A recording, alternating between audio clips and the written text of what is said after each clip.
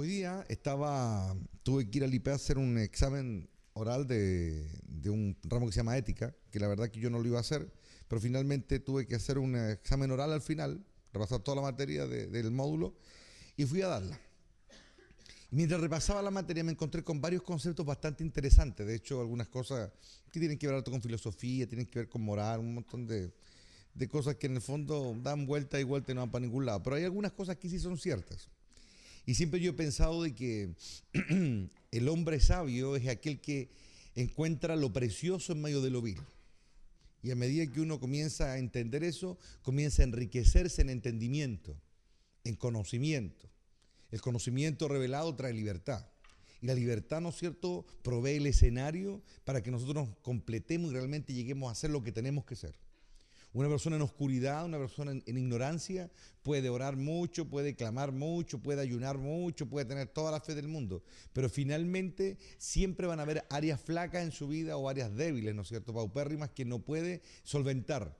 Y son esas áreas justamente las que el maligno usa contra los hijos de Dios, ¿no es cierto?, para hacerlos caer, para demorarlos, para debilitarlos, para hacerlos perder tiempo, un montón de cosas.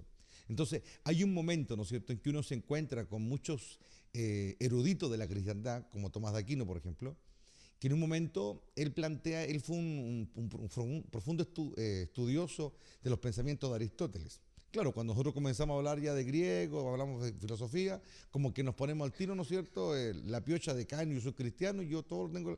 Pero la Biblia dice que el sabio entresaca lo precioso de lo vil. Y una de las cosas que este hombre hizo, y en términos muy simples, ¿no es cierto?, fue darse cuenta de que en muchos pensamientos, ¿no es cierto?, que el hombre ha planteado a través de su existencia en esta tierra, hay muchas grandes verdades que a veces lamentablemente se profundizan más en un contexto no cristiano que en un contexto cristiano. Y eso obviamente habla muy mal de la cristiandad, porque se supone que el conocimiento, el poder, la autoridad, la creatividad, el entendimiento, la capacidad de entender y elevar el alma, ¿no es cierto?, es definitivamente algo que Dios proveyó en su gran soplo, el soplo original de Dios. En ese soplo divino fluye todo el conocimiento, la gracia, la capacidad y todo lo que nosotros somos. Y una de las cosas que este hombre planteó es que la existencia del hombre se basa básicamente en 4 puntos básicos. Obviamente sus escritos son muy largos, son de una lectura bastante compleja, son lectura pesada, como se llama en literatura. Es decir, no es fácil entender la primera, ¿no es cierto?, para quien obviamente no tiene práctica. Pero básicamente él plantea 4 puntos que yo estoy muy de acuerdo. Él dice de que el hombre, para llegar a tener una verdadera desarrollo delante de Dios y delante de la humanidad, ¿no es cierto?, puede basar su vida en 4 fundamentos básicos. El primero es la sabiduría, dice él. El segundo es el intelecto, la capacidad intelectual. El tercero, dice, es la fortaleza. Y el cuarto es la pasión. Entonces, yo creo que un hombre como ese llegar a esa conclusión es inteligente. Y creo que de alguna manera cuando nosotros logramos visualizar, ¿no es cierto?, lo que Dios espera de nosotros, podemos entender muchas cosas. Yo me he encontrado con mucha gente en la vida que puede amar mucho a Dios, pero a veces somos tan simplistas nosotros obviamente en entender, ¿no es cierto?, y tenemos esa tendencia tan humana, ¿no es cierto?, de irnos siempre a un lado, ¿no es cierto?, de la barca y no entender lo complejo de todo lo que significa. ¿Me entienden? Cuando vemos a un Cristo, ¿no es cierto?, que se manifiesta entre los hombres, vemos un hombre que hizo milagros, liberó gente, salvó a otros, ¿no es cierto? Pero su gran, digámoslo, oficio, o el que más notorio tuvo en su vida, sobre todo en esos 3 años y medio de ministerio, fue justamente el de la maestría. Él fue un hombre que se dedicó a enseñar. Fue un hombre que pasó largas horas de su vida, ¿no es cierto?, incluso discutiendo con fariseos, con escribas, y obviamente de esta gente que venía a él había de todo. Había gente que lisa y llanamente quería oponérsela a él, quería contrariarlo, pero había otros que sí sinceramente querían entender. Ahí vemos un Nicodemo, por ejemplo, que finalmente es uno de los que está del lado de él, ¿no es cierto?, fariseo. Vemos a un José de Arimatea, ¿no es cierto?, que finalmente provee la tumba para él. Entonces vemos que él estableció relaciones con personas que eran gente muy preparada, gente que realmente andaba buscando el reino de Dios y su justicia. Y nuestro gran problema muchas veces es de que nos olvidamos, ¿no es cierto?, de que hay que dar la vuelta completa para llegar, ¿no es cierto?, a los conceptos básicos y simples que un niño puede llegar a disfrutar con Dios. Pero eso no significa que como niño lo vamos a descubrir. El llegar a ser un niño es un proceso. Yo nazco, crezco, evoluciono y vuelvo a ser un niño. Esa es la línea correcta. No es que nací, aparecí como un niño y me quedo así y así establezco mi relación con Dios. Eso está mal. Porque vemos a un maestro, en este caso a Cristo, ¿no es cierto? Que en ningún caso, ¿no es cierto?, de su vida, yo no puedo imaginarme, no me entra en la cabeza que él sea una persona infantil, por ejemplo. ¿No es cierto? O sea, una persona que anda preocupada de cuestiones que no van para ningún lado, ¿no es cierto? De hecho, yo puedo imaginarme a un Cristo, ¿no es cierto?, que obviamente tiene la capacidad de interactuar con los niños, por ejemplo, puede jugar con ellos, puede disfrutarlos a ellos, ¿no es cierto? Pero obviamente él no es infantil. ¿Estamos de acuerdo? Él no es infantil. Él sabe relacionarse. Cuando él va a hablar con los fariseos, o cuando él va a hablar con los publicanos, o cuando él va a hablar con una prostituta, o hablar con una samaritana, o con quien sea, ¿no es cierto?, de las personas con las que él interactuaba, toda la gente podía sentir que él era alguien muy sabio. ¿No es cierto? Toda la gente podía sentir que él no era un cabro chico. Toda la gente podía sentir que él era un hombre con respuestas. ¿No es cierto? Y ahora nosotros podemos seguir admirando a la persona de Cristo por muchas razones. Una de las que podemos entender es que él jamás asistió a una escuela formal. Él no estuvo en una escuela como la de Gamaliel o la de ciertas escuelas que eran propias de la época. Él no participó en ninguna de esas. Él se adiestró solo, pero él supo cultivar el conocimiento. Vemos que a los 12 años ya había alcanzado un nivel de madurez y de interlocución y de poder plantear, ¿no es cierto?, ciertas verdades de manera que el resto se admiraban. Entonces hay muchos piensan, ¿no es cierto?, y lo ven casi como un dejo de sobrenaturalidad en la vida de él. Y eso a mí no me cuadra. ¿Por qué? Porque si él hubiese tenido, no sé, digámoslo, una beta de genio, hubiese tenido, ¿no es cierto?, cierta ventaja, ¿no es cierto?, intelectual, emocional o física, ya no hubiese podido estar en la posición de cualquier mortal, ¿no es cierto?, para entender nuestras debilidades, nuestras carencias, etcétera, etcétera. Entonces, cuando yo veo a un Cristo que a los 12 años tiene la capacidad de ver más allá y de ya admirar con una doctrina que, ¿no es cierto?, no era propia de un adolescente o de un niño, no es porque él hubiese tenido un toque especial o un toque mágico, ¿no es cierto?, sino que simplemente a él le interesaba madurar. Obviamente tampoco me puedo imaginar a un Jesús, ¿no es cierto?, que no a los 12, 13, 14, 15 años jugaba como cualquier adolescente de esa edad. Yo creo que él también jugaba, también lo pasó bien, etcétera, etcétera. El gran problema es que se ha creado tanto misticismo alrededor de la persona de Cristo que lo han deshumanizado. Prácticamente es casi un Dios del Olimpo que camina entre los hombres, pero tiene apariencia humana, pero no es humano. Y no es así. Cristo es muy humano. De hecho, ese impacto que él produce, ¿no es cierto?, cuando uno estudia un poco la historia, uno se da cuenta que está escrito de los apóstoles que quedaron como con el apelativo de apócrifos, ¿no es cierto?, no inspirados, ¿no es cierto?, muestra, ¿no es cierto?, entre líneas que hasta los propios apóstoles, luego que Cristo asciende al cielo y termina, ¿no es cierto?, todo el proceso de su adoctrinamiento con ellos y él asciende a los cielos, muchos de los apóstoles escribieron cosas o escribieron ciertos relatos con respecto a su vida, apreciaciones personales en las cuales ellos dudaban si él era hombre o no. Pedro, por ejemplo, escribió algunas cartas, porque obviamente era lógico entender que estamos hablando de que ellos interactuaron con el ser más extraordinario que ha pisado la faz de la tierra. Entonces era obvio, ¿no es cierto?, que de pronto a ellos se les cruzaban los cables con respecto a quién tenían al frente. Porque era increíblemente sabio, tremendamente poderoso.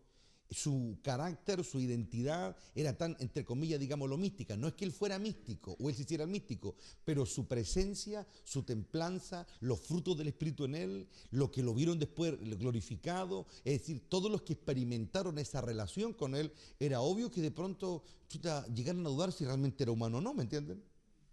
Pero obviamente la historia, ¿no es cierto?, y el desarrollo humano, en este caso dentro de la cristiandad, nos lleva a nosotros ahora a concluir, creo que muy asentadamente, de que él verdaderamente era Dios y era hombre. Digámoslo, una amalgama que nosotros no podemos terminar de explicar todavía, cómo Dios lo hizo, ¿me entienden? Pero obviamente también asumimos, ¿no es cierto?, que hay cosas que están sobre nuestro entendimiento. Y una de esas cosas es que Dios hace cosas o describe o inicia procesos que nosotros no podemos comprender. Entonces, entendiendo todo este proceso, es que muchas veces nosotros tenemos que aprender a mirar a Cristo, verlo como realmente es. No poner tanto énfasis en que salvó a uno, o perdonó al otro, o liberó a aquel, ¿me entienden? o limpió a un leproso, o le salvó la vida a una mujer que le iban a apedrear. Ya, hay que ver su carácter. Él dijo, yo soy la verdad, dijo. No los milagros que hago, nótese. Yo soy la verdad. Él dijo, yo soy la vida, ¿no es cierto? Ninguno de los milagros, por muy fantásticos que él hiciera, o por sus respuestas geniales que daba, por ejemplo, cuando lo quiere intentar con el cuento de la moneda, ¿no es cierto? Y quizá tantas otras situaciones que ocurren que no se plasmaron, ¿no es cierto?, sino que quedaron ahí, ¿no es cierto? Todas esas cosas nosotros tenemos que llevarnos a un estado de entendimiento. Hay cosas que yo no puedo entender, necesito la guía del Espíritu. Entonces ahora yo estoy muy de acuerdo con Tomás de Aquino, para yo tener una correcta relación con Dios necesito sabiduría. Necesito una mente que sea guiada por la sabiduría. Yo creo que la sabiduría es el fruto de un alma que ha madurado. Sabiduría, intelecto, fortaleza. Porque la fuerza, la fortaleza, sin lugar a duda, es algo de la que es una cualidad, una virtud que ningún hombre puede prescindir de ella.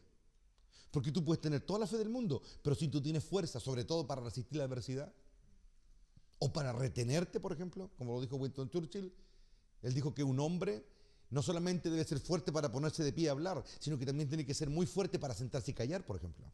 ¿Me entienden? Yo creo que Tomás de Aquino tenía mucha razón, la fortaleza y la pasión, que ya no tiene que ver ni con la sabiduría, ni tampoco tiene que ver con mi mente. Tiene que ver con un impulso. Bueno, yo le llamo pasión, Tomás de Aquino le llamaba emociones.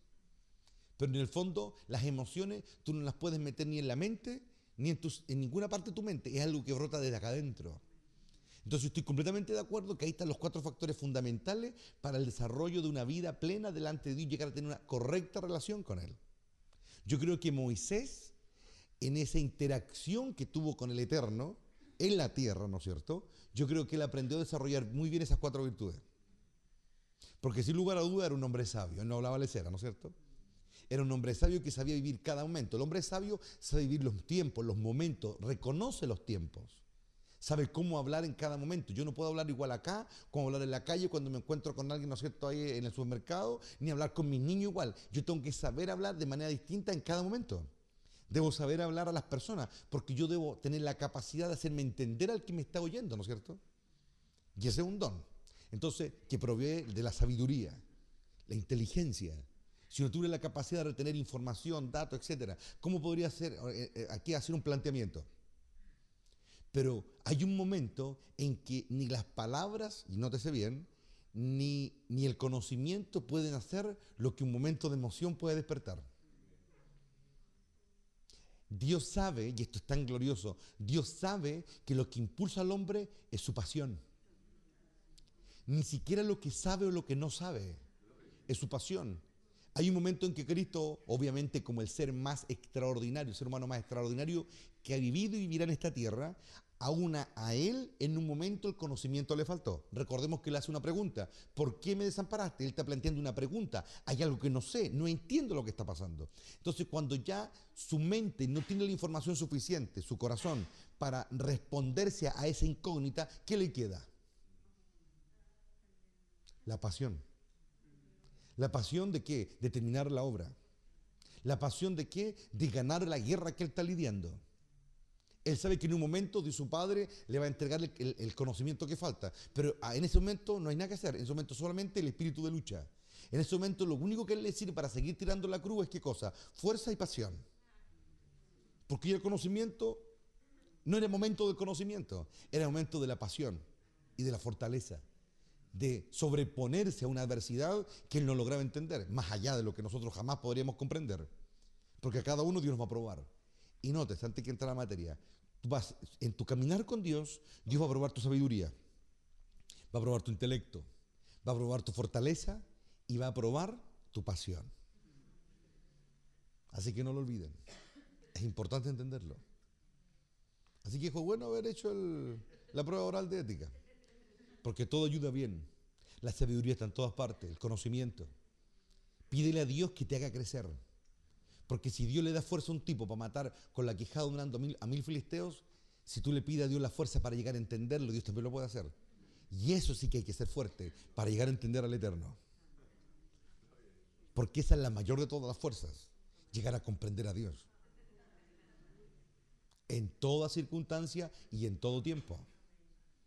Un hombre que llega a cultivar la paz con Dios es un hombre, obviamente estoy hablando del género humano, hombre y mujer, que llegó a entender a Dios plenamente, que llegó a ser recto con Él plenamente. Es el argumento que Dios esgrime contra Aarón y María cuando cuestionan a Moisés por el tema de la mujer cusita. Dios dice de Moisés, Él es recto en toda mi casa, dice. Y al ser recto en toda mi casa, Él se ganó el derecho de que yo hable con Él sin visiones, sin paradigmas, sin parábola, no, así como un hombre habla con otro. Él se ganó el derecho. Yo he soñado mucho con ese día. Ganaste el derecho de que Dios te hable así, porque Dios siempre va a hablar así entre penumbras. Es parte de la diferenciación que Él hace entre su posición y el ser creado. Él se debe a sí mismo hacerlo así. ¿Me entienden? Porque es el respeto que Él se ha ganado. Él se ganó el derecho de hablar en enigmas, entre parábolas. ¿Me entienden? Pero cuando Dios considera que un hombre se ganó el derecho de ya no tener que pasar por ese filtro, si hablar con Él cara a cara, como un hombre habla con otro, ya estamos hablando de palabras mayores. ¿Me estoy entendiendo? ¿Me estoy haciendo entender? Piensen en eso. Porque va a llegar un momento en que van a tener que tener las 4 áreas muy fuertes para soportarlo todo. Una mente muy clara, un corazón sabio, la fuerza para sobreponerse, que fue lo que Gedeón demostró cuando está siendo vituperiado por los filisteos. Él tuvo la fuerza para reponerse. ¿Me entienden? Y la pasión para volver a clamarle a Dios por última vez que le diera su fuerza. La Biblia está llena de hombres que demostraron esas virtudes. Oh, él está aquí, hermano. La Biblia está llena de hombres que demostraron esas virtudes. Ustedes demuestren esas virtudes y valoren este conocimiento. ¿Lo ven? Acompáñenme por favor Isaías 52. Vamos a iniciar, ¿no es cierto?, con la declaración del profeta Isaías. Leemos, dice, ¿por qué gastar su dinero en alimentos que no dan fuerza, dice? ¿Por qué pagar por comida, dice, que no les hace ningún bien? Escúchenme, dice, y comerán lo que es bueno. Disfrutarán, dice, de la mejor comida. Vengan a mí, dice, con los oídos bien abiertos. Escuchen, dice, y encontrarán la vida. Haré un pacto eterno con ustedes, dice. Les daré el amor inagotable que le prometí a David. Vean, dice, cómo lo usé, dice, a él, para manifestar mi poder entre los pueblos. Lo convertí en un líder entre las naciones. Tú también darás órdenes a naciones que no conoces, y pueblos desconocidos vendrán corriendo a obedecerte. Porque yo, el Señor, tu Dios, dice, el Santo de Israel, te hice glorioso. Busquen al Señor, dice, mientras puedan encontrarlo. Llámenlo ahora, dice, mientras está cercano. Que los malvados cambien sus caminos y alejen de sí hasta el más mínimo pensamiento de hacer el mal. Que vuelvan al Señor para que les tenga misericordia, dice. Sí, vuélvanse a nuestro Dios porque Él perdonará con generosidad. Y luego Dios habla y dice, mis pensamientos no se parecen en nada a sus pensamientos, dice el Señor. Y mis caminos están muy por encima de lo que pudieran imaginarse. Pues así como los cielos están más altos que la tierra, así mis caminos están más altos que sus caminos y mis pensamientos más altos que sus pensamientos. Quiero quedarme con el verso 2. ¿Qué dice? ¿Por qué gastar su dinero en alimentos que no le dan fuerza? ¿Por qué pagar por comida que no les hace ningún bien? Ahí está la clave del cuento.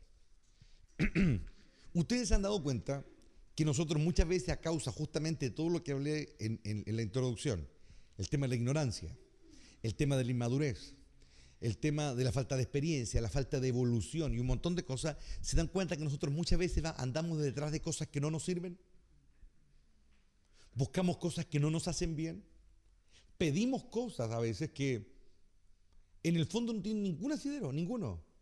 Vamos tras de cosas que no nos llevan a ninguna parte. El gran problema de los hombres, ¿saben cuál es?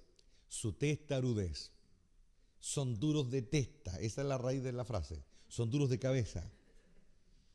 Tienen su forma y su manera de hacer las cosas. ¿Me entienden? Esta cuestión, hermano, es lo mismo que cuando tú le enseñas a alguien a jugar ping-pong.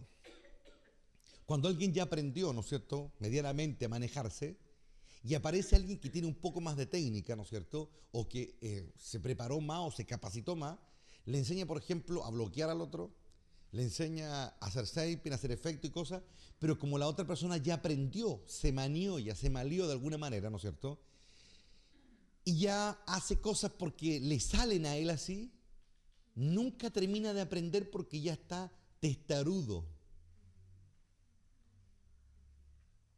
Y le incomoda, ¿no es cierto?, tener que reaprender a cómo tomar la paleta, si juega un clásico, si juega lapicero, ya se acostumbró de una manera. Está maleado, ¿me entienden? Es cuando tú ya les enseñas, por ejemplo, no sé, yo no soy cocinero, pero es cuando viene una mujer aquí, ¿no es cierto?, ha preparado toda la vida un guiso, una comida, una torta de una manera especial, y de pronto aparece un profesional, un chef, y le dice, mira, esto se hace así, acá, acá, esta es la manera de hacerlo, hay una escuela de atrás, ¿no es cierto?, hay una instrucción formal, pero la persona X que ya ha hecho, ¿no es cierto?, el pay de toda la vida igual, ¿no es cierto?, lo hace igual y es obstinado, no quiere reaprender. Uno de los grandes problemas que hay con el aprendizaje es tener que reenseñarle a alguien algo que sabe hacer medianamente, porque ya se acostumbró. Y cuando hay un acostumbramiento, ¿no es cierto?, sin querer se vuelven testarudos. ¿Por qué Cristo decide llamar a gente que no tiene nada que ver con la vida religiosa de Israel? Porque yo creo que probablemente él, en algún momento de su vida, pensó que un fariseo o un saduceo o un sacerdote o alguien relacionado con la vida religiosa, con la escritura, etcétera, podía quizá tener, ¿no es cierto?, ciertas, digámoslo, ventajas, ¿no es cierto?, para poder ser un buen discípulo. Pero el gran problema es que ese fariseo, ese sacerdote, ese saduceo, que ya tenía su interpretación de muchas cosas, iba a ser tremendamente difícil, ¿no es cierto?, de desembarazarlo de todo lo que ya se había metido adentro y aprender a buscar a Dios y a servir a Dios y a entender a Dios como lo hubiese aprendido alguien que no tenía nada, como Pedrito, por ejemplo. ¿No es cierto? O como mucha gente, o como por ejemplo Mateo, que no tiene nada que ver con la fe. Es decir, ellos estaban así en brutito nomás, ¿me entienden?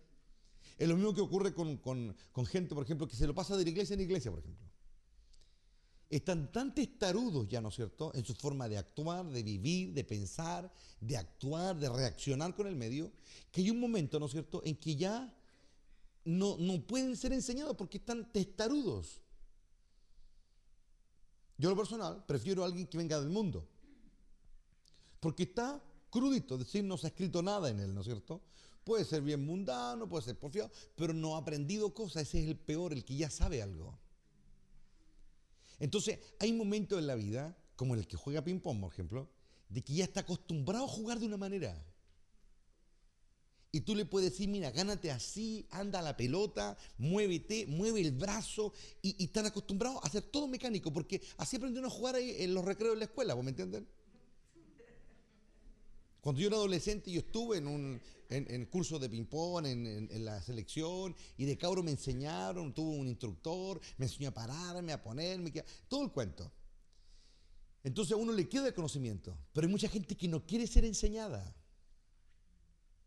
¿Me entienden o no? Porque ser pastoreado es ser enseñado. Y nosotros muchas veces seguimos con nuestras tendencias.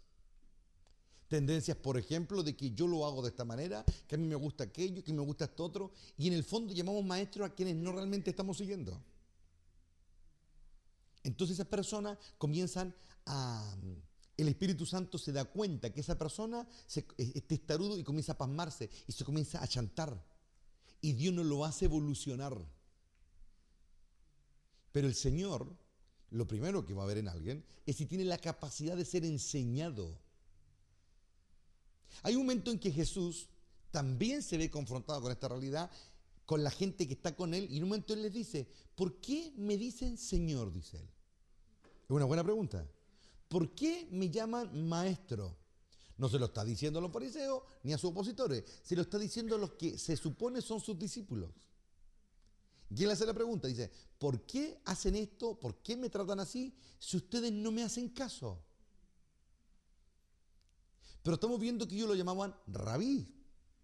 Lo llamaban maestro, lo seguían. Y quizá al ojo de todo el mundo que observaba, ¿no es cierto?, el ministerio, podrían haber dicho, esos son incondicionales de Jesús. Para donde Él va, ellos lo siguen y todo. Pero Jesús miraba más adentro.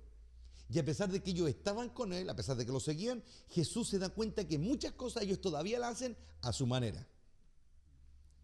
Es decir, gastaban su dinero en alimentos que no les daban fuerza. En un momento ellos le piden al Señor, enséñanos a orar. Y es evidente que cuando termina Jesús el proceso y termina la cruz y pasa lo que pasa, no le aprendió a orar. No le aprendió a orar. A pesar de que Él les ha enseñado. Entonces, cuando uno ve este proceso, hermano, aquí hay un gran dilema de existencia. ¿Y cuál es? Que lamentablemente, el que no aprende solo, el que, como decimos en Chile, no se le cae la teja solo, es mejor no decirle nada, que siga existiendo, hermano, ¿me entienden? Pero el maestro se da cuenta cuando el discípulo es verdadero, porque le hace caso hasta los más mínimos detalles, porque descubrió la gloria de eso. Pero hay otros que son buenos para llamar maestro, pero hacen las cosas a su pinta. Entonces usted vaya pensando si es uno de esos o no. Porque yo se los podría decir, pero ¿para qué se los digo? Y ojo, que no es porque esté choreado con alguien, no estoy choreado con nadie. Si ya no es un tema que a mí me afecte, para nada, se lo prometo ante Dios, no es un tema que me afecte. Ahora yo he entendido que así como yo soy maestro, yo también soy discípulo. Y en mi sabiduría yo he entendido que si yo hago las cosas a mi pinta, o me hago tonto solo, o me engrupo solo, pierdo yo nomás, por mano. Entonces ya he entendido que ya no me tengo que levantar la cabeza ya. ¿Me entienden? Y eso es lo que cada discípulo en el nivel que está tiene que entender. Si la quiere hacer a la de él, bueno, perfecto. Nadie se va a meter. Si quiere interpretar y en el fondo estar haciendo otra cosa, cuando su maestro le dice otra cosa, y esa persona se convence de que eso distinto que está haciendo es lo que el maestro le dice, ¿para qué gastar palabras? Por eso es tan importante ese tema. Cuando el profeta aquí pregunta y dice, ¿por qué pagar por comida, dice, que no les hace ningún bien? Dios sabe lo que necesitamos. Nosotros no. Y nosotros muchas veces pedimos cosas que pensamos que nos van a hacer bien. Lo primero que yo tengo que entender si sigo a alguien es reconocer si es un maestro o no. Como en el caso de Jesús y sus discípulos. Saber si es un maestro o no. Y si yo tengo claro esa primera etapa, luego puedo seguir la segunda. Lo voy a seguir. Y no estoy hablando de una cuestión física, estoy hablando de una cuestión de corazón. Si no se trata de andar al lado del maestro todo el día, no. Se trata de seguir de corazón las enseñanzas. ¿Me entienden o no? Acompáñenme a Jueces capítulo 6. Vamos a hablar de un hombre que pidió cosas pensando que era lo que necesitaba para creer. Y nos damos cuenta de que Dios sabe lo que necesitamos. Dios nos da lo que necesitamos.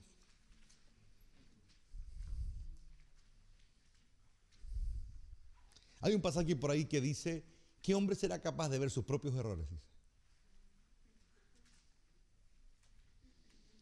En el capítulo 6 hacemos un poco de historia para no tener que leerlo todo, ¿no es cierto? Los madianitas han invadido otra vez, ¿no es cierto?, Israel, y un hombre llamado Gedeón está en un lagar, ¿no es cierto?, escondido, ¿no es cierto?, ahí trillando trigo, porque obviamente ya la cuestión se puso negra, ¿no es cierto? Aparece un ángel, el ángel le dice, ve con esta tú fueres y liberaré a tu pueblo. Gedeón le dice, ¿no es cierto?, ¿dónde están las maravillas?, ¿no es cierto?, etcétera. Y este ángel le dice, tú vas a liberar a Israel, le dice, etcétera, etcétera. Y antes que el ángel se vaya, Gedeón le pide hacer un sacrificio. Luego de que él hace el sacrificio, este ángel le da una orden y le dice, derriba el altar, ¿no es cierto?, de Baal, ¿no es cierto?, que está en la casa de tu padre. Obviamente eso era hacerse enemigo de todos los que estaban en su casa.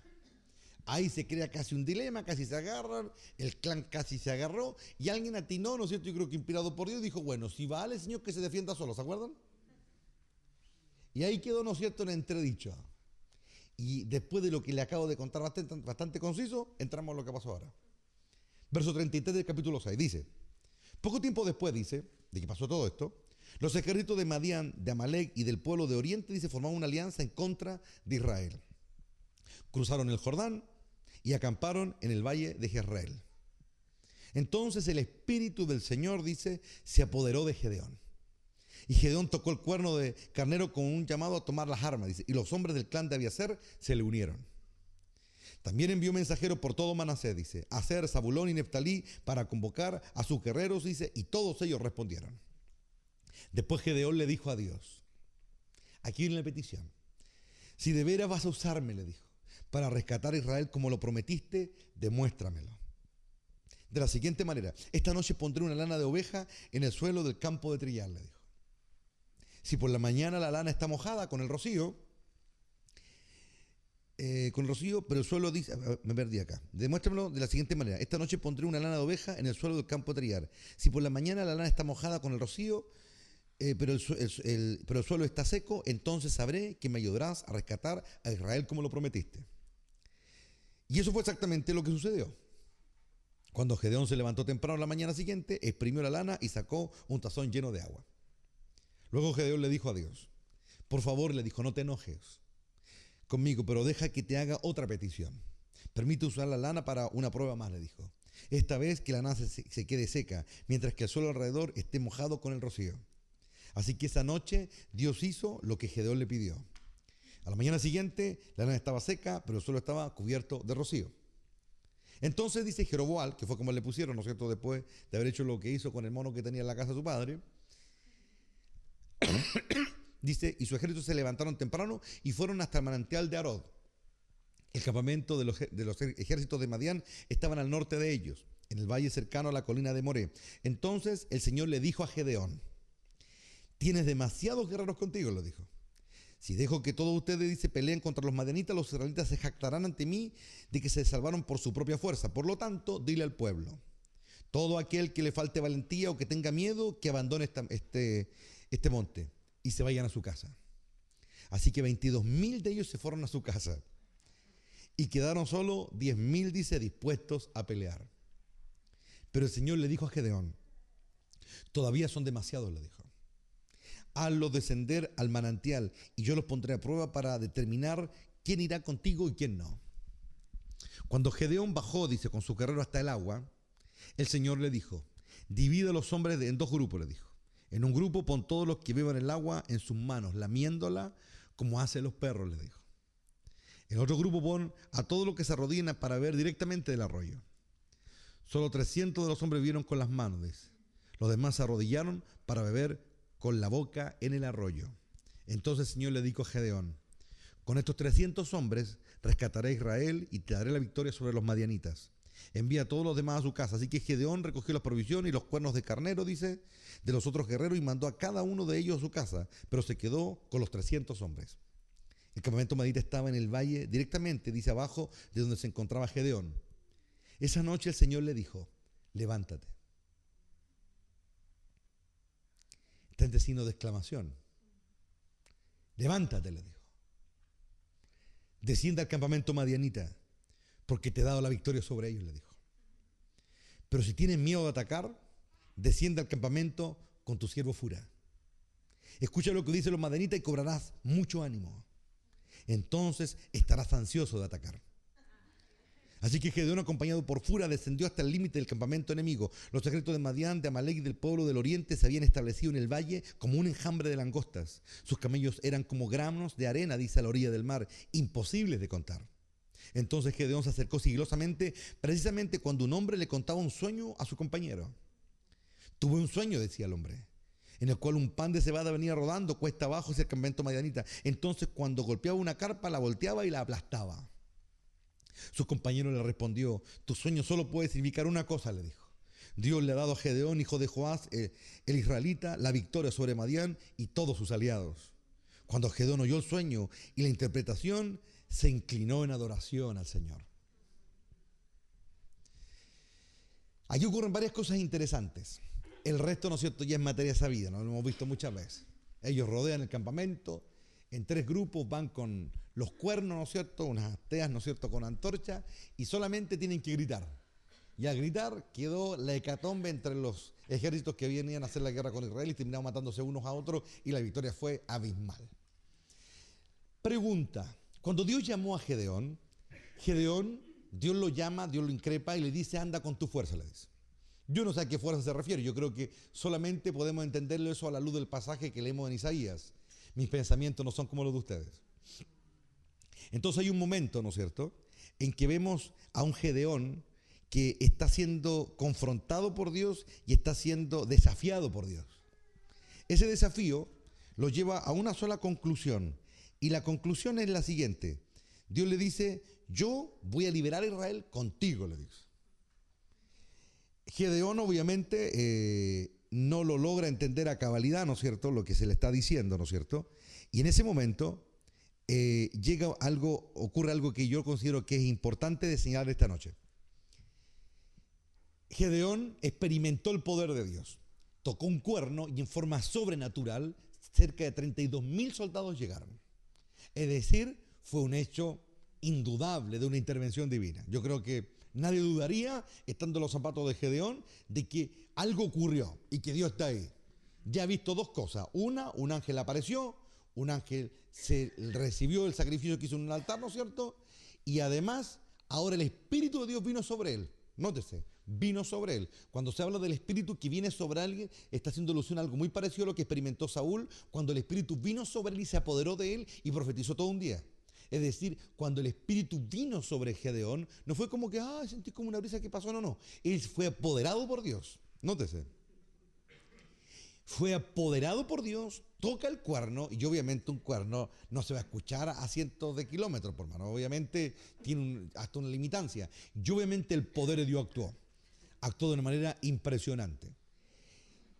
Tocó el cuerno, ¿no es cierto? Y 32.000 almas supieron que tenían que ir a la guerra. Es evidente que ahí había una intervención divina absoluta, ¿no es cierto? El Espíritu de Dios estaba moviendo, ¿no es cierto? Pero nótese lo que está ocurriendo. Él ha sido apoderado por el Espíritu, ha tocado el cuerno, pero todavía no cree. No cree. Porque si creyese, no pide señales, ¿o no? Entonces la primera lección, lo que he dicho durante muchos años, lo hemos dicho, lo hemos repetido muchas veces, los tritones no son suficientes. Tiene que ir más adentro la cosa. ¿Y qué ocurre? Ocurre, ¿no es cierto?, de que Dios hace y cumple su promesa, ¿no es cierto?, de lo que le ha prometido, ¿no es cierto?, que va a hacer. Llega la gente, ¿no es cierto?, llegan todos ahí. Y cuando llegan ahí, el Señor le dice, bueno, llegan todos ahí, él está sorprendido probablemente, vienen todos entusiasmados, han sentido algo que los ha traído, es decir, está la euforia así a flor de piel, ¿o no? Y Gedeón esa noche, en vez de estar re tranquilo, de estar muy pasivo y decir, bueno, ahora Dios está conmigo, que se me apareció el ángel, toqué la corneta, ¿no es cierto? Todos llegaron, están eufóricos, 32.000 guerreros que están dispuestos a enfrentar a los invasores, es decir, está todo que, pero su realidad no lo abandona. No cree. ¿Te familiar eso, no? Su realidad no lo abandona. Sigue siendo el mismo penca que estaba metido ahí en el lagar, escondiendo un poquito de trigo, ¿no es cierto?, para que no se lo robaran los madianitas. No ha cambiado en nada. En otras palabras, es un mono vestido con unción, pero nada más que eso. Esa es la realidad de las cosas. Es un mono que tiene visiones, es un mono que tiene sueños, un mono que ve cosas, pero él no ha cambiado de adentro. ¿Me entienden o no?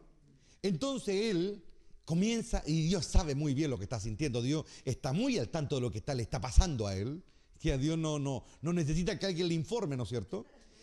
Y de pronto Dios lo mira, lo deja que él actúe, y él se va quizá probablemente solito a su tienda, por ahí en medio de un bosque, y le pide a Dios una señal. Si realmente, mire, escucha, si realmente vas a salvar a Israel a través de mí, por favor dame una señal. Mira, por favor dame una señal, le dice. ¿Quién quiere?, le dice Dios. Mira, si tú estás conmigo, le dice, y le pide la señal del vellón. ¿Por qué gastas tu dinero en comida que no te sacia? ¿Por qué pides cosas que no necesitas? ¿Lo están entendiendo, no? Entonces el Señor, para dejarlo conforme, ¿no es cierto?, a nuestro hermano Gedeón, ¿no es cierto?, le dice, ok, le dice, lo voy a hacer. Cae el rocío, ¿no es cierto? Los ángeles andaban con capa por todos lados para que no se mojara nada de la tierra alrededor, ¿no es cierto? Terminan transpirados, ¿no es cierto?, agarrando todo el rocío que estaba cayendo para que no se mojara la tierra, ¿no es cierto?, para que el pez la creyera. Y probablemente los ángeles dicen, no, ahora va a creer este. Sí, así, ya, y ahí están todos transpirando toda la noche, amanecieron corriendo. Y no, este va a creer ahora. Y cuando llega él, ¿no es cierto? Y ve el milagro, la respuesta de Dios, él tomó el vellón, lo apretó y se llenó un vaso. Y toda la tierra seca. Que ahora creen. Todos dicen, todos ahora creen, están todos los ángeles afirmados en los árboles, cansados porque pararon todos los cielos. No, ahora va a creer. Y Gedeón va y todavía no cree. Entonces, Gedeón va al mismo lugar de oración. Probablemente los ángeles dicen, este ahora va a dar gracias porque ahora sí que cree. Y cuando se arrodillan, los angelitos que estaban ahí al estilo Coneplo saltaron para atrás cuando él dice, Señor, te voy a pedir una sola cosa, pero por favor no te enojes. Por favor que ahora la tierra se moje. Y se miran los ángeles, a este lo pateamos, dice. Que se moje la tierra y el vellón que se seque. Y paradójicamente Dios, no sé por qué, le siguió la corriente. Es como que el Señor estaba encontrando chistoso este cuento, porque veía como los ángeles corrían para allá y para acá. Entonces, ya dice, ok. Ok, dice, perfecto, que así sea. Y pasa otra noche en que los ángeles ahora corrieron por todos lados para proteger ahora, bueno, ahora es más fácil, ya taparon el vellón y que todo el resto se mojaron, ¿me entiendes? Entonces, cuando ve el que está todo mojado, ¿no es cierto? La pregunta es, ¿cree? Todavía no cree. Y yo se lo empiezo a decir lento ahora. ¿Por qué me pides cosas que no necesitas? ¿Por qué buscas cosas que no te edifican? Él está pidiendo una señal del cielo. Es decir, él no está yendo al mundo a buscar respuestas, no. Él está pidiendo una señal del cielo. Y aunque, escucha muy bien lo que te voy a decir, aunque la respuesta llegó del cielo, no le sirvió de nada. Porque era Dios quien estaba haciendo la obra, ¿no es cierto? ¿Por qué la gente se tranca? ¿Por qué la gente no termina de madurar? Es como el juego del ping-pong, po. Porque no quieren aprender a jugar bien, po. Quieren aprender a jugar como aprendieron en la escuela y en los recreos, ¿me entienden? Pero no quieren aprender a jugar bien.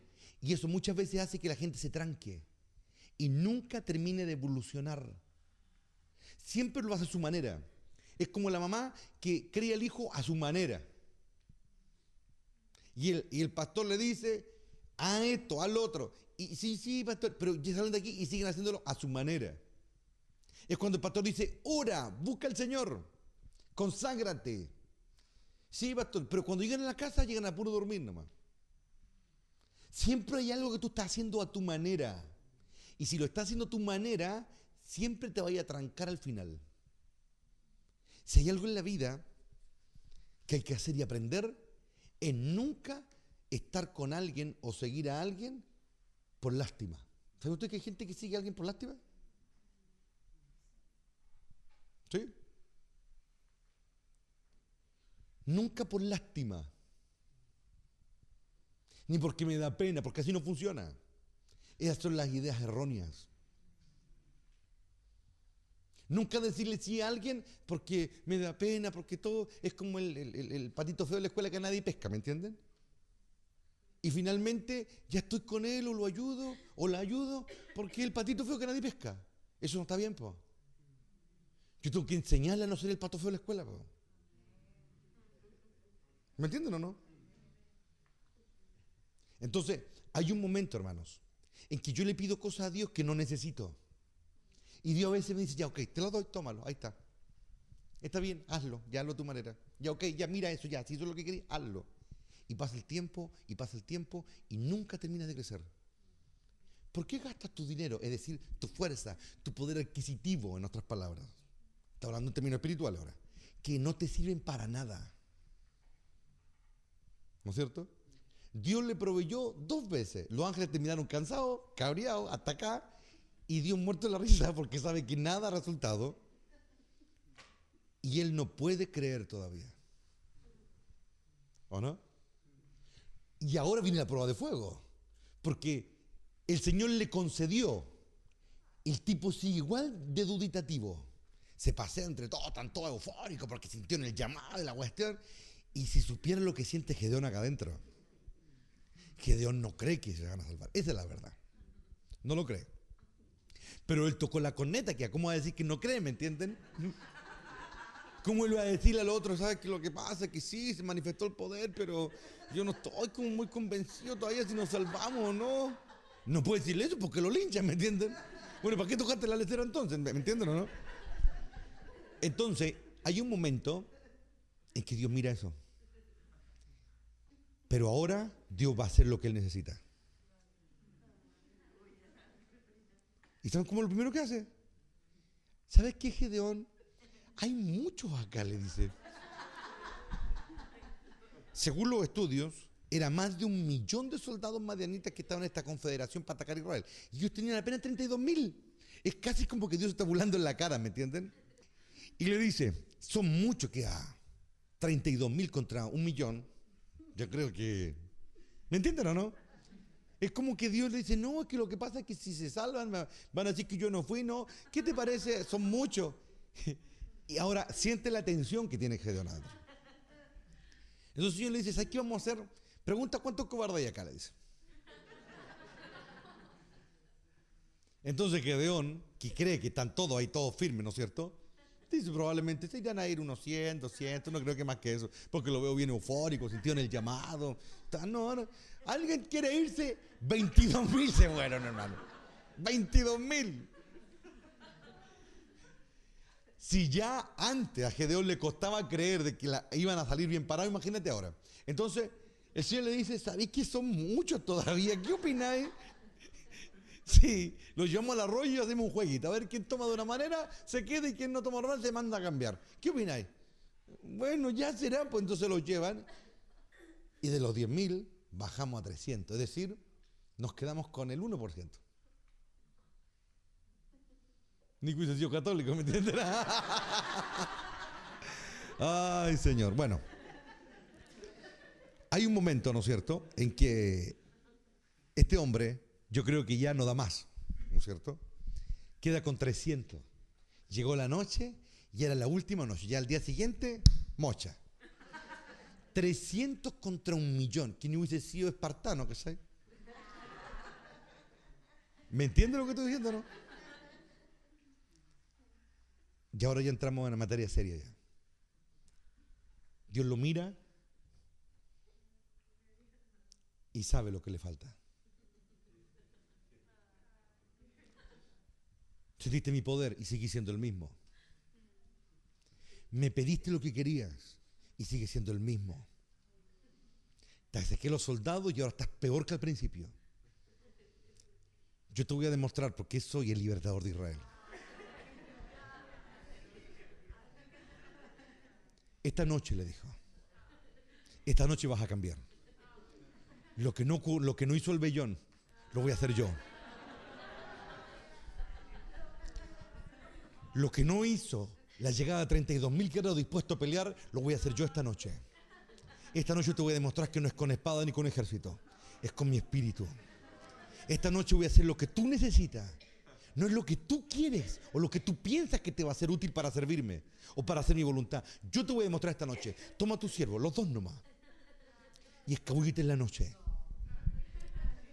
Y justo, mira, así justo, hay dos tipos que están conversando. Ahora yo quiero meterte ahora en el contexto de dos tipos que están conversando. Ellos son el ejército invasor. Ya saben de que los hebreos valen callampa, no están para defenderse. Ellos son parte del ejército colosal, como las langostas que cubren la tierra. Y ahora yo te pregunto, ¿cómo un tipo le dice a uno, ¿sabes que tuvo un sueño, una cebada de la cuestión? Y él dice, no, esto sin lugar a duda. ¿Me entiendes el contexto?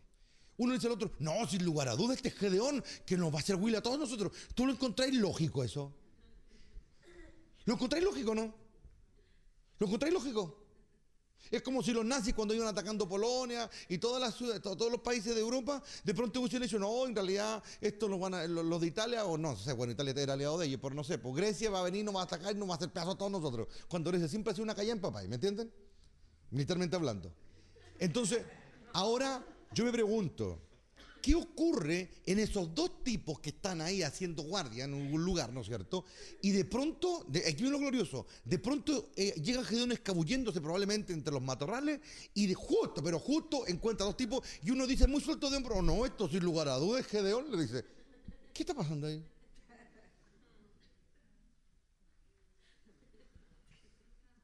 Eso no es para nada natural, ¿o no? Es una conversación completamente ilógica e irracional. Es totalmente absurda la conversación, ¿o no? Porque ¿cómo ellos van a creer, porque el otro tuvo un sueño, de que el otro con 300 le va a ganar 1.000.000 de soldados? ¿Cómo va a creer eso? Es una cuestión tonta, ¿me entienden? ¿Saben qué es lo que yo veo? Que Dios se apoderó de ellos. Y ellos están como, así como totalmente volados, así que totalmente poseídos por Dios, así.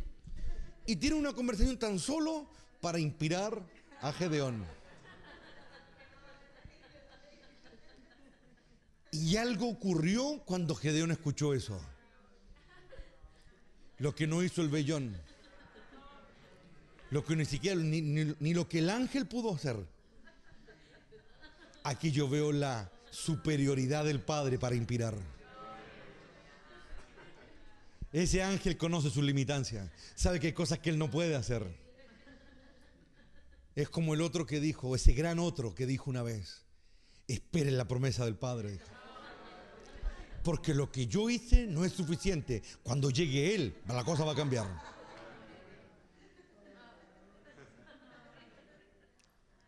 ¿Y saben lo que yo estoy viendo ahora? Yo estoy viendo a un hombre que está recibiendo lo que no pidió. De pronto fue el sermón más poderoso que pudo haber escuchado esa noche. De la boca de sus enemigos. Yo veo la gloria de Dios manifestada ahí. Yo te voy a dar lo que tú necesitas. Hoy te voy a demostrar que soy el Señor de todo. Que gobierno sobre todo y hago lo que quiero. Y tú eso es lo que no conoces de mí. Esta noche vas a saber que no hay nadie como yo. Que yo gobierno como nadie gobierna. Que yo domino como nadie domina. Acércate. Y cuando él ahí, cuando la fe entró en él, cuando por fin recibió, oye, aquí está lo grande. Cuando él recibió lo que necesitaba, se puso a adorar. Cuando tú has estado en un momento de adoración, así, pero así, conectado, sin nada, que cuando tú te borras de este planeta y estás así, estás recibiendo lo que necesitas. Mi Padre, dijo él, anda buscando adoradores. ¿Y cómo los encuentra? Cuando Él los logra inspirar. Un adorador es uno inspirado, hermano. Un adorador es uno que recibió no lo que quería, sino lo que Dios quería darle. Y cuando un adorador recibe, oh, está lo grande, hermano. El reino de los cielos es el reino de los cielos de aquel que entiende esta gran verdad. Deja de pedir lo que tú quieres y anda con tu siervo Fura. Oh, bendito Rey de Gloria. Y gánate ahí, aunque hayan dos, dijo él. Aunque hayan dos, dijo, mínimo dos. Él está ahí en medio. Oh, Ramay, aquí, Aray, Sabá. Y las palabras, Él sabe, él te creó, Él te diseñó, Él conoce tu ingeniería del alma. Él sabe dónde tocar, sabe cómo llegar. Oh, Ramay, aquí, Arabasai. Él sabe cómo llegar, pero tú tienes que dejar que Él lo haga. Deja de buscar las cosas que tú crees que te van a levantar. Deja de buscar cuestiones terrenales. Deja de buscar esos testimonios de mala muerte. Busca la gloria. Busca lo que está arriba. Encuentra solas. ¿Me entiende o no? Nadie le vino a decir nada a este hombre. Dios le dijo, esta noche yo te voy a sacar pan donde tú no piensas. Esta noche te voy a alimentar donde tú menos lo imaginaste. No fue cuando tú hiciste el altar, no. No fue cuando tú pediste un vellón que se mojara o no. Fue cuando yo quise y donde yo quiero. Y ahí es cuando la suerte nuestra comienza a cambiar. Cuando Él nos comienza a llevar a donde realmente está la palabra para nosotros. Es donde está la revelación, el entendimiento. No es como lo hacen todo, como te lo dicen en enlace. No. Es donde está realmente el reino. En la intimidad, ahí en la oscuridad, en la noche. La otra noche no te sirvió de nada, le dijo. Te regalé 2 noches y no lograste nada, le dijo. En 2 noches hice lo que tú me pedías. ¿Y qué lograste? Nada. En esta noche va a hacer lo que yo quiero. Y cuando él adoró, cuando él se inclinó y la presencia no le tocó el cuerpo, la presencia llegó al corazón de él. Porque el adorador brota cuando la presencia llega al corazón. No es que yo sentí el calor, el fuego, no. Es cuando entró la verdad acá adentro. Y yo me pongo de rodillas y me comienzo a adorar. Cuando uno adora, comienza a exaltar la grandeza de Él. Comienza a proclamar su gloria, su poder, su magnificencia, todo lo que Él es. Y me olvido del mundo. ¿Sabe qué pasó? Él volvió porque Él había descendido. Oh, Bacairi Anaya, estaba arriba. Y yo le dijo, desciendo, y le dijo, y te voy a inspirar allá abajo. Oh, Ramay, Saquí, Aray, Samay. ¿Y sabes qué es lo que dice el apóstol Pablo en la carta a los Efesios? Dice, y no solamente subió, dice, sino que bajó, dice, a la parte más baja de la tierra y proclamó libertad. Oh, bendito Rey de Gloria. Cuando Dios nos da lo que necesitamos, hermano, bajamos a las partes más bajas y allí recibimos lo que necesitamos, hermano.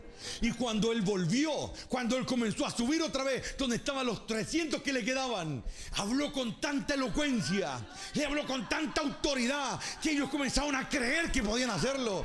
Él recibió en la adoración lo que no había podido lograr con nada de lo que había hecho antes, y ellos comenzaron a creer, y estos 300 se comenzaron, oh Ramay Saneya, comenzaron a botar las armas terrenales. Y comenzaron a armarse de cuerno, comenzaron a armarse de tea, comenzaron a armarse de antorcha. Oh, gloria a Dios, hermano. Si está ahí, si no te lo perdiste, no, hermano. Oh, es la gloria de Dios, hermano, el reino que está fluyendo hoy día aquí, hermano.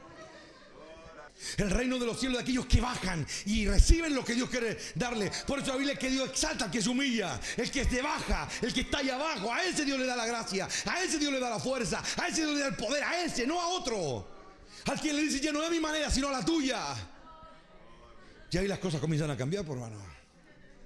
Hay gente que únicamente aquí tiene la vida es para vivir nomás, ¿me entienden? Para subsistir nomás. El reino de los cielos es de aquellos que entienden lo que está pasando, aquellos que ya se cabrieron de hacerlo a su manera, que ya no andan ahí a la suerte de la olla, sino que saben que la guía de Dios los va a llevar a la inspiración. Los 300 vieron a uno que se fue con su siervo todavía cargado por los problemas, todavía pesadumbrado por la duda, todavía con tanta debilidad, pero cuando lo vieron volver, oh, venía emergiendo de la oscuridad, levantándose como un león y listo para conquistar y acabar con todo un ejército. Ahora él creía que con Dios desbarataría ejército. Ahora él creía que con Dios aplastaría las tinieblas. Esa es la diferencia. Esa es la diferencia. El reino de los cielos de aquellos que entienden esta gran verdad. Cuando yo logro entender lo que está pasando, cuando yo logro asumir lo que está pasando, cuando yo logro ver como Dios está viendo, todo cambia, ¿o no? Todo cambia. Definitivamente todo cambia. Oh, bendito Rey de Gloria. Cuando uno entiende esto y uno asume lo que está pasando, y le digo, Señor, ya lo he intentado tantas veces a mi manera, he buscado tanto, quiero que me digas dónde está ese sueño que me va a despertar. Oh, Ramay Saquía Rabasai, ¿dónde está ese sueño que me va a despertar? Oh, aleluya. Cuando Jehová haga volver la cautividad, seremos como los que sueñan. Oh, Maquia Reina Macoba Riasaya, en la gloria de Dios, el reino que fluye, el poder que fluye, es cuando Él tiene el control. Entonces todo lo que yo intenté queda atrás y ahora florece lo que Él comenzó. Y cuando florece lo que Él comenzó, todo cambia. Oh, Ramay, Saquí, Araiza, va, bendito aquel que ya se está mojando. ¿Hasta dónde te estás mojando? ¿Hasta dónde estás mojada? ¿Hasta dónde estás mojada? Pregúntate, ¿hasta dónde estás mojado? Para que el vaso se llene hay que sumergirlo en el río. Oh, Ramay Saquei. A veces Dios lleva a sus hijos de derrota en derrota para que se cabren de hacerlo a su manera y comiencen a entender que a la manera de Él es como Él quiere, cuando Él quiere y donde Él quiere. Él va a inspirarte en el momento justo. Él lo envía a un soldado a la guerra sin inspirarlo. Él lo envía a uno cabizbajo. Él lo envía a uno incrédulo. Él envía a uno que lo transformó, que lo cambió, lo impulsó y le dio la victoria por medio de la fe de aquellos que esta noche lo entienden. ¿Cuántos quieren ir y escuchar el sueño de Dios?